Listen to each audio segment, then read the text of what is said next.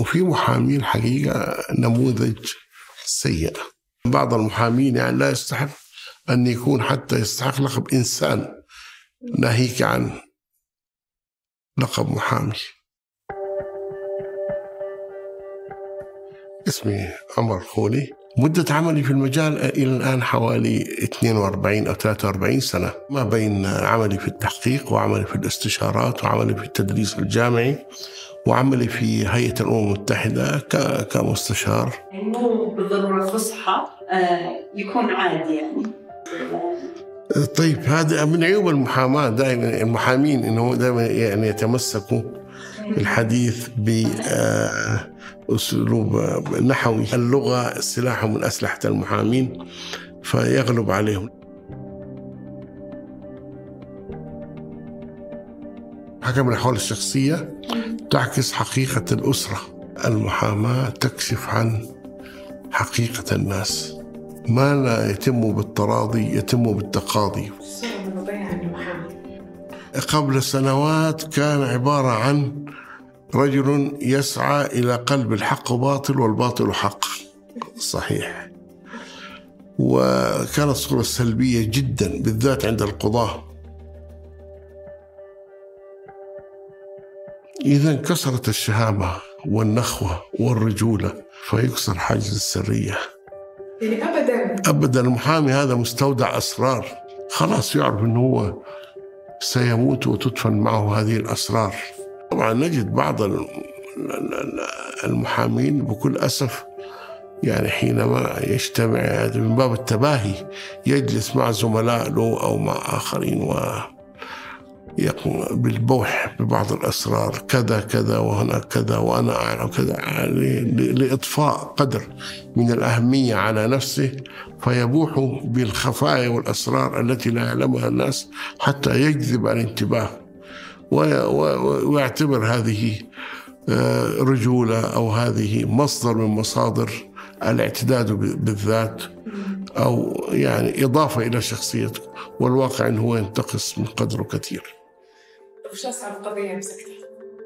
كانت قضية قتل، ولكن هي طبعا شخص قيل أنه قتل، هو كان يتاجر بالذهب، يأخذ أموال الناس ويتاجر لهم بالذهب وهذا.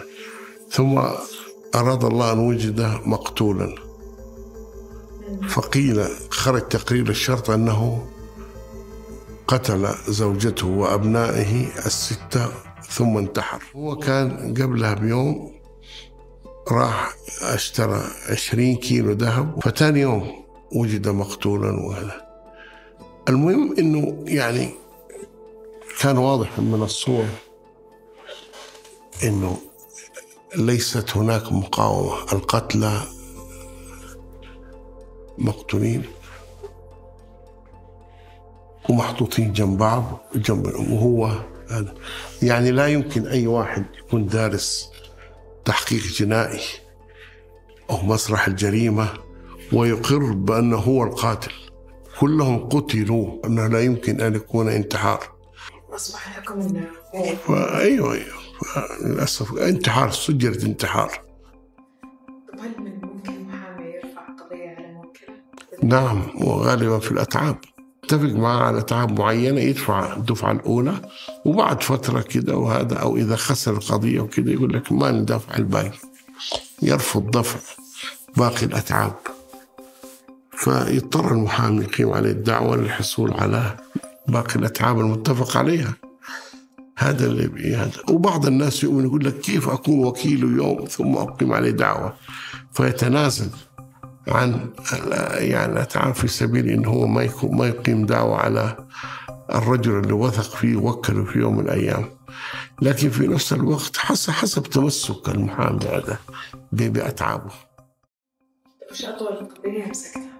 كانت البنت ليس كما هو الآن أن الحضانة وفقا لمصلحة المحظون، كان معيار مادي. البنت 7 سنوات تنتقل إلى والدها، انتهى الموضوع. فهذا الأب راح كان على خلاف مع زوجته فأخذها من المستشفى، أقامت عليه الأم دعوة إن الحضانة لها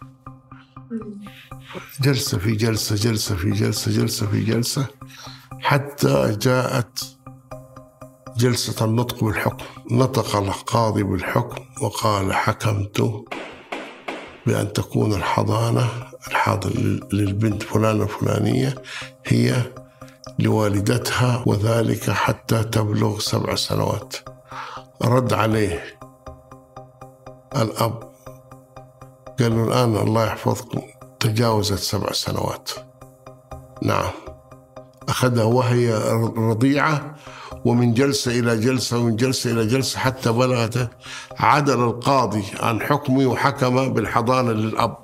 نعم، يعني 7 سنوات خلاص. نعم، 7 سنوات وبضع أشهر كمان.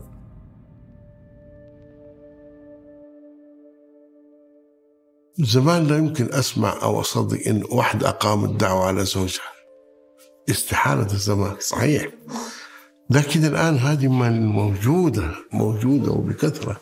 لكن الحياة الأسرية لا تستحق الهشاشة التي هي عليها الآن، يعني حقيقة ما يعني البيوت ليست بذات القوة. نعم، نعم، أي والله. مرة توكلت شخص كان يعني في شراكة عائلية، واستطعت أن أفرز حصة وقت، ثم اكتشفت أنه هو عاق لوالده سيء وكذا. هذا ندمت أني أنا توكلت. هذا والده كان رجل كبير في السن، وهذا يعني اللي أمامنا كان هذا ماله وفي عقد شراكة إلى آخره، بس ما كنت أعلم أنه هو يعني على تلك الدرجة من السوء. شيء واحد اكتسبت تجربتك هذا المجال كم 43 سنة، إيش كان يدوركم؟ اكتشاف ذاتي، ولست راضيا عن نفسي. اكتشفت أن أنا لا ينبغي أن أكون كذلك أبدا. صحيح، ولو عاد بي الزمن لغيرت، يعني لما غيرت تخصص. طبعا تخصص أعشق لن أغيره أبدا، ولكن لعلي كنت أشياء كثير أغير مساري فيها أو قراراتي.